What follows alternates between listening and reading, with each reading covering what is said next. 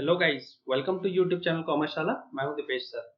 आज की इस वीडियो में हम स्टार्ट करने वाले हैं third and the last part of admission of a partner chapter. Okay, इसके पहले हम दो पार्ट कंप्लीट कर चुके हैं, रेशियो कैलकुलेशन, गुडविल ट्रीटमेंट। तो आज हम स्टार्ट करने वाले हैं revaluation of assets and liabilities. इसका एक क्वेश्चन जो पक्का आपको 8 मार्क का मिलेगा, ये डेफिनेट क्वेश्चन है, कंपलसरी क्वेश्चन है जो बोर्ड एग्जाम में 8 मार्क का मिलेगा ही मिलेगा। और आपने अगर ये वाला वीडियो अच्छे से देखा तो आपका वो 8 मार्क का क्वेश्चन आपको 8 में से 8 मार्क दे के ही जाएगा। ओके, तो चलिए वीडियो को स्टार्ट करते हैं। सबसे पहले हम देखते हैं कि revaluation of assets and liabilities क्या होती है।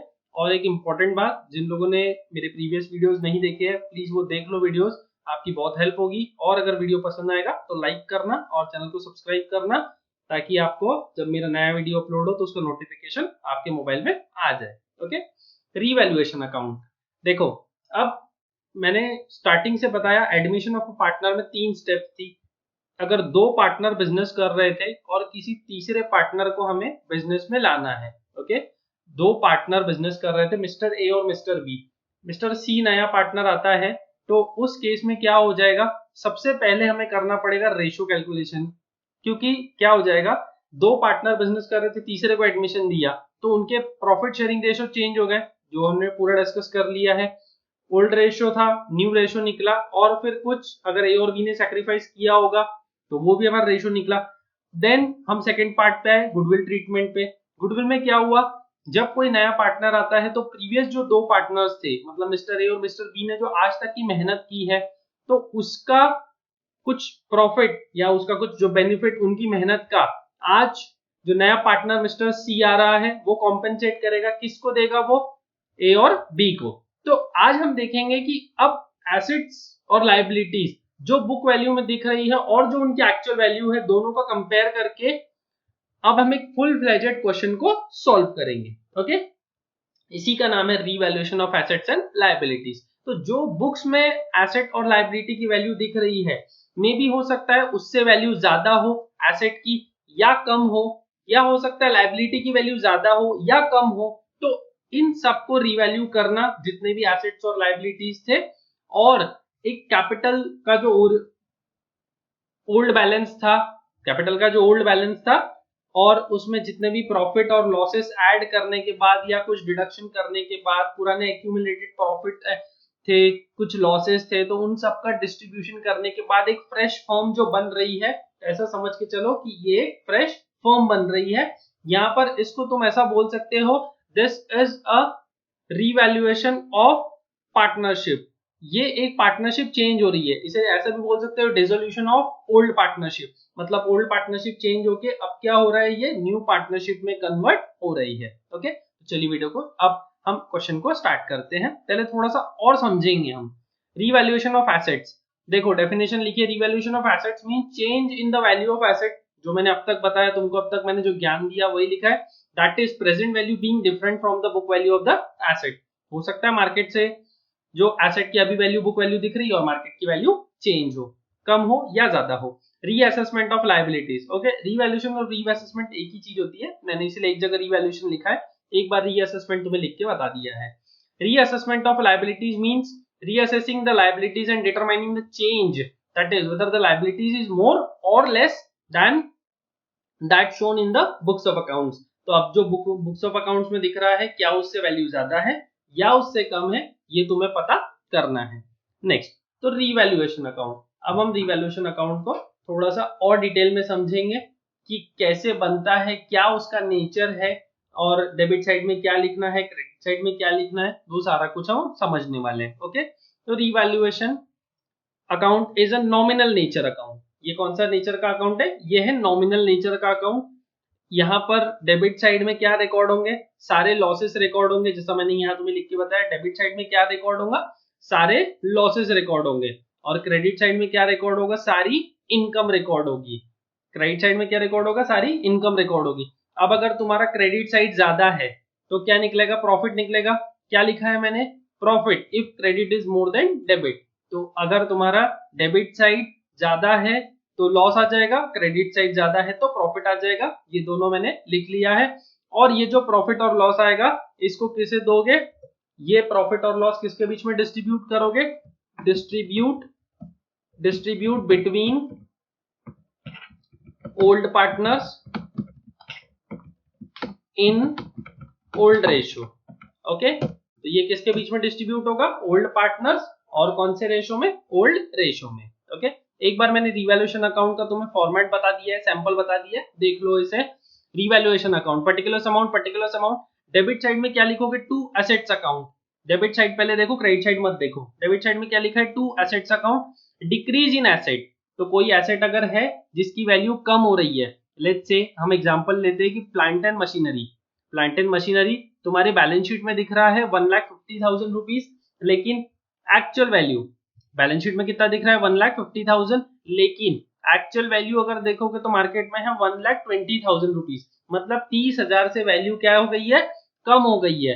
तो एसेट की वैल्यू कम हो रही है, मतलब तुम्हारा क्या हो गया है, लॉस हो गया है। इन्हें लॉस बोलो या एक्सपेंस बोलो, जो बोलना है वो बोलो। उसे कहाँ रिकॉर्ड करोगे, debit side of revaluation account. Okay, इसका उल्टा प्लांट एंड मशीनरी की बुक वैल्यू दिख रही है 1,50,000, लेकिन जब तुम मार्केट में गए तो उसकी एक्चुअल वैल्यू दिखा, अरे नहीं ये 150 की नहीं है, ये तो 2 लाख रुपीस की दिख रही है प्लांट एंड मशीनरी की वैल्यू। ओके, तो क्या हो जाएगा, इंक्रीज इन एसेट, मतलब तुम्हारा इनकम हो गया, तुम्हारा गेन हो गया, तो उसे लिखोगे क्रेडिट साइड में। एंड वाइस वर्सा, इसका उल्टा, अब लाइबिलिटी की वैल्यू अगर ज्यादा हो गई, लाइबिलिटी की वैल्यू अगर ज्यादा है, लेट्स से तुम्हारे बुक्स में सन्ड्री क्रेडिटर्स दिख रहा है 1 लाख रुपी का, एक्चुअल सन्ड्री क्रेडिटर्स देखोगे, कंपेयर करोगे, नहीं तो 1,10,000 का, तो 10,000 का तुम्हारा लॉस हो गया। तो डेबिट साइड में लिखोगे टू क्रेडिटर्स अकाउंट, और कितना वैल्यू लिखोगे, ये जो डिफरेंस अमाउंट है, मतलब जितने से तुम्हारा लॉस या प्रॉफिट हो रहा है वो अमाउंट लिखना पड़ेगा। ओके, नेक्स्ट क्रेडिट साइड में देखो, by liabilities account, decrease in liability. तो अगर तुम्हारे बुक्स में क्रेडिटर्स की वैल्यू है 1 लाख रुपए, क्रेडिटर्स की वैल्यू है 1 लाख रुपए, लेकिन क्या हो रहा है, तुमने देखा अरे नहीं 1 लाख रुपए नहीं है, ये तो 80,000 रुपए वैल्यू है, तो क्या करोगे, 20,000 रुपए का गेन बुक करोगे, 20,000 का गेन बुक करोगे, और वो कहाँ लिखोगे, क्रेडिट साइड में। ओके, तो इनकम कहाँ रिकॉर्ड करनी है, क्रेडिट साइड में, और एक्सपेंसेस और लॉसेस कहाँ रिकॉर्ड करने हैं, डेबिट साइड में। तो अगर तुम्हारा क्रेडिट ज्यादा है, डेबिट कम है तो प्रॉफिट, और डेबिट ज्यादा है, क्रेडिट कम है तो लॉस। ओके, नेक्स्ट अब हम समझते हैं पार्टनर्स कैपिटल अकाउंट। देखो पार्टनर्स कैपिटल अकाउंट जैसा तुम फंडामेंटल्स में सीख के आ रहे हो, फॉर्मेट सेम है, यहाँ थोड़ा सा चेंज है। ओके, सबसे पहले क्या लिखना है, देखो रिवैल्यूएशन अकाउंट, मैंने रिवैल्यूएशन अकाउंट लिखा है, मुझे यहाँ पर पार्टनर्स कैपिटल अकाउंट लिखना चाहिए, तो मैं एक बार चेंज कर देता हूँ, यहाँ पर मुझे लिखना चाहिए पार्टनर्स कैपिटल अकाउंट। तो अब मैंने चेंज कर दिया है। हाँ, partners capital account is a personal nature account. Okay, तो ये तो सबको पता होगा क्योंकि ये पार्टनर के पर्सनल पॉइंट ऑफ व्यू से बनता है। In debit side record transaction related to the reduction in capital. तो जब भी कोई कैपिटल कम होती है तो वो तुम कहाँ लिखते हो, ड्रॉइंग्स लिखते हो। बेसिकली क्या लिखते हो, वो तुम ड्रॉइंग्स के तौर पे लिखते हो। और क्रेडिट साइड में क्या लिखते हो, जब भी कोई पार्टनर की कैपिटल बढ़ती है तो उसे कहाँ लिखते हो, क्रेडिट साइड में लिखते हो। ओके, तो चल अब हम देखेंगे क्रेडिट साइड में क्या क्या आएगा। क्रेडिट साइड में आएगा बाय बैलेंस ब्रॉट डाउन, मतलब पार्टनर का जो ओपनिंग बैलेंस था, यानी पार्टनर के कैपिटल अकाउंट का जो ओपनिंग बैलेंस है वो रिकॉर्ड करोगे। ओके, उसके बाद में ये कोई पार्टनर अगर कैपिटल लेके आया तो वो रिकॉर्ड करोगे। रिवैल्यूएशन का प्रॉफिट रिकॉर्ड करोगे। इसके अलावा मैं तुम्हें बताता हूँ क्रेडिट साइड में क्या क्या आएगा, वो भी ध्यान से सुनना। अगर प्रॉफिट एंड लॉस का क्रेडिट बैलेंस था तो वो ओल्ड पार्टनर्स के बीच में डिस्ट्रीब्यूट होगा। वो किसके बीच में डिस्ट्रीब्यूट होगा, ओल्ड पार्टनर्स के बीच में, ओल्ड पार्टनर्स के बीच में डिस्ट्रीब्यूट होगा, तो वो रिकॉर्ड करोगे। और क्रेडिट डेबिट साइड में क्या रिकॉर्ड करोगे, रिवैल्यूएशन का लॉस रिकॉर्ड करोगे। अगर ओल्ड गुडविल थी वो तुम डिस्ट्रीब्यूट करोगे, old goodwill, old partner, old ratio, ये भी तुम्हें ध्यान रखना है, तो वो डिस्ट्रीब्यूट होगा। मैं साथ साथ क्वेश्चन जब कराऊंगा तो तुम्हें सारा कुछ कराते चलूंगा, यू डोंट वरी कि सर मुझे नहीं समझ आ रहा, आप कैसे बोल रहे हो, इतना सारा कैसे याद रहेगा। ओके, तो हम लोग क्वेश्चन करेंगे तो सारा कुछ समझ में आ जाएगा। Next last balance sheet after admission. तो तुम्हें यहाँ पर क्या लिखना है, न्यू वैल्यू ऑफ एसेट्स, मतलब आफ्टर रिवैल्यूएशन, न्यू वैल्यू मतलब आफ्टर रिवैल्यूएशन जो भी एसेट्स का वैल्यू रहा, और आफ्टर रिवैल्यूएशन जो भी लायबिलिटीज का वैल्यू रहा, और जो कैपिटल का बैलेंसेस रहा, मतलब ये वाला जो तुमने लिखा है टू बैलेंस कैरीड डाउन, कौन सा लिखोगे, टू बैलेंस कैरीड डाउन वाला फिगर जो रहेगा ये तुम्हारा आ जाएगा न्यू वैल्यू ऑफ लाइबिलिटीज या new value of partners capital account. Okay, इसके बाद साथ में ये टैली होनी चाहिए तुम्हारी बैलेंस शीट, तभी समझ में आएगा कि तुम्हारा क्वेश्चन जो है वो करेक्ट है या इनकरेक्ट है। क्वेश्चन कैसे पता चलता है कि क्वेश्चन हमारा सही है या गलत है? वो तो तभी पता चलता है ना जब तुम्हारा बैलेंस शीट टैली हो जाएगा। ओके, तो चलो अब हम क्वेश्चन को स्टार्ट करते हैं। पी एंड एस, चलो अब प्रैक्टिकल क्वेश्चन देखेंगे। पी एंड एस, हाँ एक बात याद रखो, अभी क्वेश्चन करने में जो मैंने अभी तुम्हें क्वेश्चन करवाना स्टार्ट कर रहा हूं मैं, इसमें मुझे हो सकता है थोड़ा सा टाइम लग जाए। एग्जाम में तुम्हें टाइम नहीं लगेगा, कंडीशन अगर तुम इस क्वेश्चन को बहुत अच्छे से देख के चलते हो तो। ओके, तो एक बार जो मैं ये क्वेश्चन करा रहा हूं इसको बहुत ध्यान से देखना, इसमें टाइम लगे, लेकिन जैसा मैं तुम्हें एक अभी नियम बना के दे दूं, मतलब एक तुम्हारे लिए नियम रहेगा कि बस तुमको क्वेश्चन ऐसे सॉल्व करना है तो ऐसे ही सॉल्व करना है, आगे पीछे कुछ भी नहीं करना है तुम्हें। ओके, चलो सबसे पहले क्वेश्चन को पढ़ना स्टार्टिंग से। P and S were partners, profit sharing ratio 3:2, इसको अंडरलाइन करके रखना। दो पार्टनर है, उनका रेशियो है 3:2। Bank overdraft, sundry creditors, general reserve, general reserve दोनों पार्टनर के बीच में, ओल्ड पार्टनर्स के बीच में डिस्ट्रीब्यूट होगा ओल्ड रेशियो में। कैपिटल दिया है 1,00,000 और 80,000। Cash in hand, sundry debtor, bills receivable, stock, building, land. Okay, अब सुनो क्या करना है, एडजस्टमेंट पढ़ना, और जो अब बोलूं उसके बाद ध्यान से सुनना और समझना, और जो बताऊं वो करना।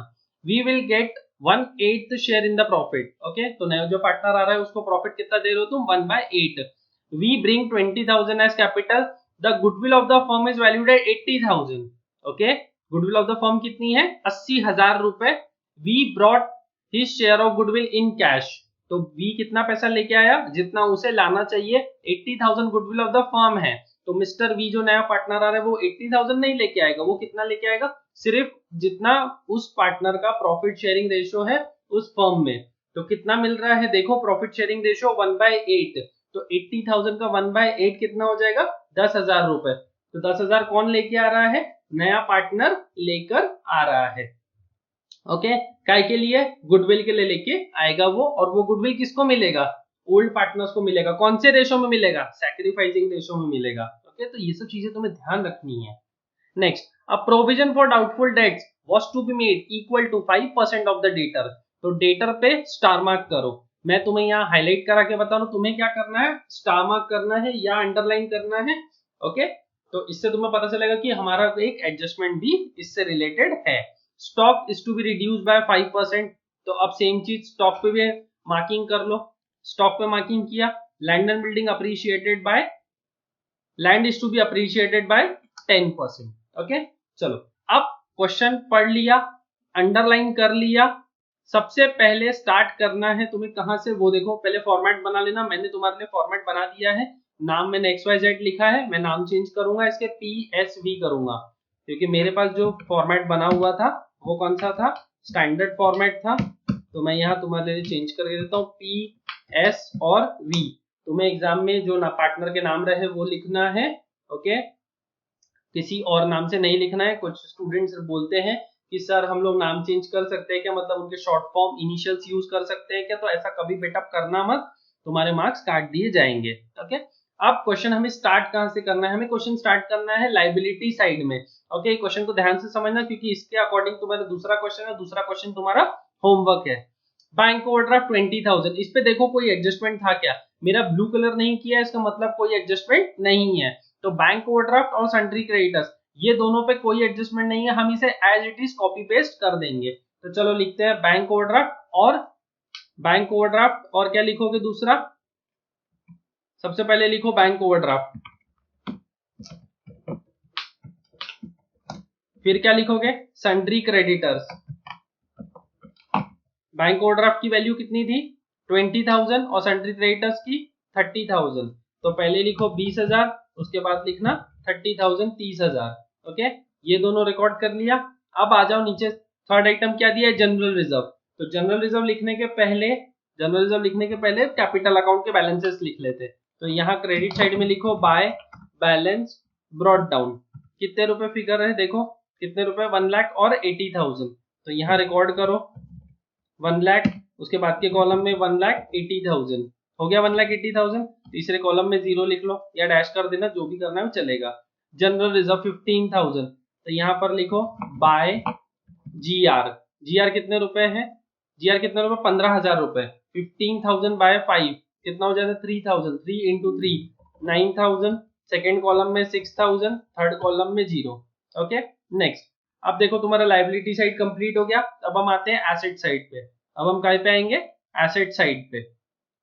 ओके, चलो कैश इन हैंड। तो कैश इन हैंड हम अभी नहीं लिखते, वो हम बाद में लिखेंगे क्योंकि उसमें बहुत सारे एडजस्टमेंट आने वाले हैं। Sundry debtor 30,000 rupees. Sundry debtor कितना है? 30,000। लेकिन सन्ड्री डेटर पे हमने ब्लू मार्क किया था, इसका मतलब एडजस्टमेंट है, मैंने इसीलिए ब्लू करा के दिया था ताकि तुम्हें पता चले कि कोई एडजस्टमेंट रहा तो तुम उसे प्लस माइनस करोगे। Sundry debtor 30,000। एडजस्टमेंट कितने का है? देखो आरडीडी बनाना है 5% का, तो लिखो रिवैल्यूएशन अकाउंट के डेबिट साइड में, क्योंकि तुम्हारा लॉस है तो लिखो to RDD account. To RDD account कितना लिखोगे? 30,000 था, 30,000 का 5% 1,500, 1,500 रुपए। अब सन्ड्री डेटर की न्यू वैल्यू बताओ कितनी हो जाएगी? सन्ड्री डेटर की न्यू वैल्यू बताओ कितनी हो जाएगी? सन्ड्री डेटर 30,000 में से 1,500 रुपए माइनस करोगे 28,500 हो जाएगा। बिल्स रिसीवेबल कोई एडजस्टमेंट नहीं है, सेम कॉपी पेस्ट करते चलो। बिल्स रिसीवेबल कितने रुपए था? फिगर बताओ एक बार कितनी है? 40,000 रुपीज है, 40,000 रुपए। नेक्स्ट, फिर क्या है? एडजस्टमेंट वाला आइटम है stock 50,000, 50,000 reduce by 5%। Reduce by 5%, तो यहाँ लिखो टू स्टॉक अकाउंट कितने रुपए? 50,000, और 50,000 का कितना परसेंट है? 5%, तो 50,000 का 5% 2,500। अब यहाँ लिखो स्टॉक 47,500। स्टॉक की न्यू वैल्यू कितनी हो जाएगी? 47,500 रुपीज। नेक्स्ट, उसके बाद क्या आ जाएगा? Building 90,000 as it is copy कर लो। बिल्डिंग को एज इट इज 90,000 कॉपी कर लो। क्यों? क्योंकि कोई चेंज है नहीं तुम्हारे पास। बिल्डिंग में लिखो एज इट इज कॉपी करके 90,000 रुपीज। नेक्स्ट, उसके बाद क्या है?